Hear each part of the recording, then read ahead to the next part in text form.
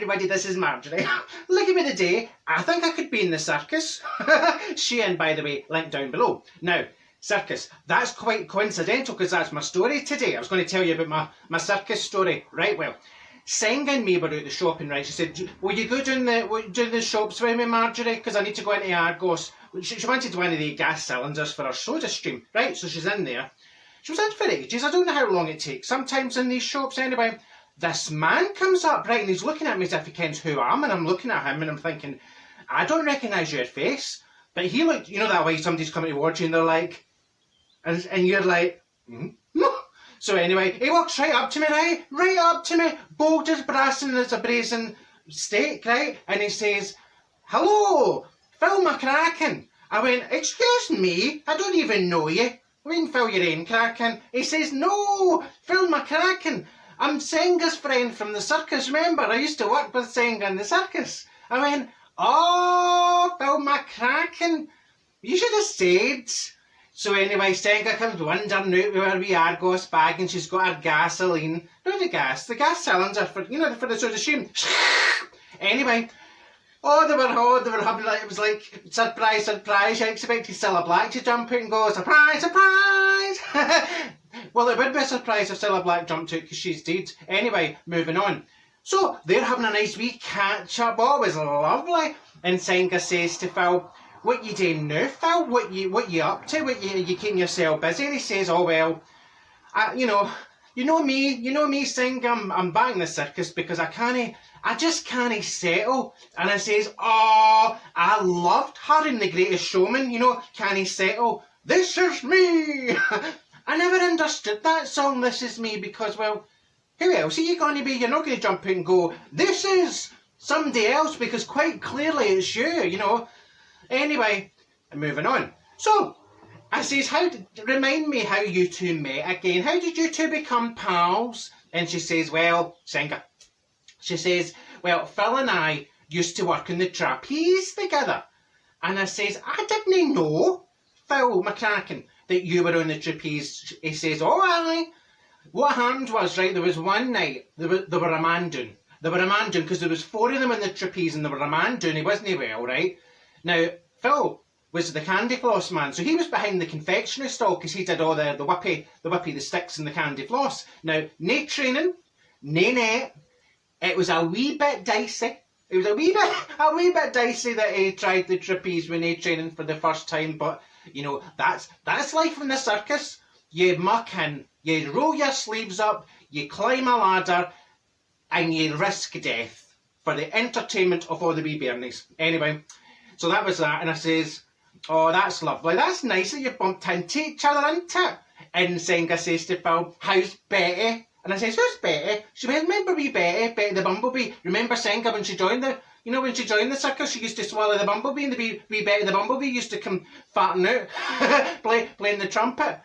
I thought, what was it? She played the trumpet or sang Agadoo. I mean, there's so many stories in my head I don't know, but you can what I mean. Anyway, so wee Doris, who's Doris? Wee Betty's doing quite well. She actually got promoted. We found out she got promoted to the lion, the lion tamer. Well, she's quite wee, so they had to make her specially built wee stilts, so that the lions could see. Because the thing is, the lions were running round in a semicircle and they couldn't see the lion tamer. They couldn't see the wee whip. It wasn't so much a whip, it was just a wee bit, it was a matchstick, right, with a wee bit of thread. And Betty used to go, oh, it's awfully funny. You needed binoculars, mind you, if you were in the audience, because, well, Betty was only a bumblebee after all. She wasn't a big bumblebee, she was just like a standard size bumblebee. Anyway, so she got promoted to the lion tamer. Unfortunately, she had to get up. Well, she had one of the allegorical reactions to the sawdust. You know how in the Flair in the circus it's all sawdust? So, no, she had a wee allegorical reaction, so she had to give that up. And she retired. God, wee Betty's in her rest home with her feet up and her wings all stretched out. Oh, she's living the life of Riley. And Senga says to Phil, how's Roseanne? I says, who's Roseanne? Who's Roseanne, Senga? She says, Roseanne was the bearded lady in the circus. And Phil says, oh, she did well.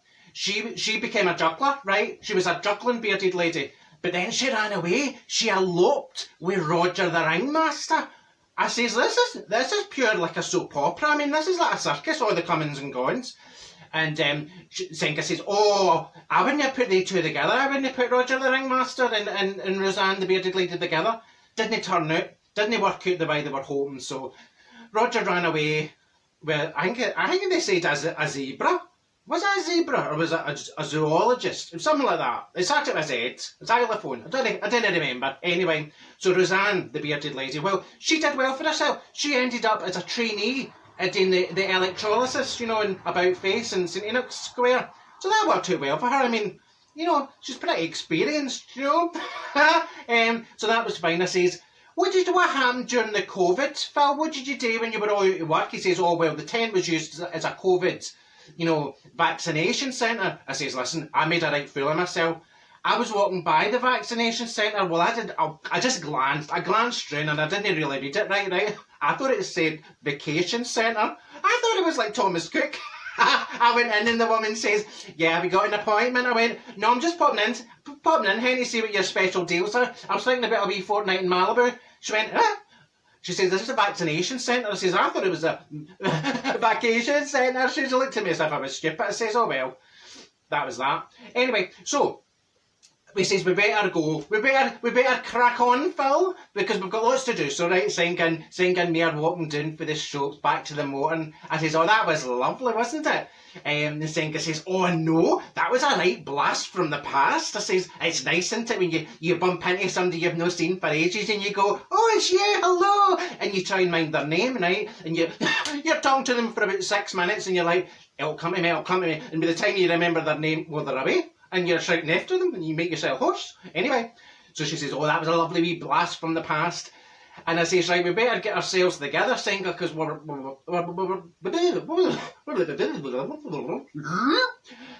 having afternoon tea with Singa's mother. Now, Singa's mother, talking, you know, she's 97.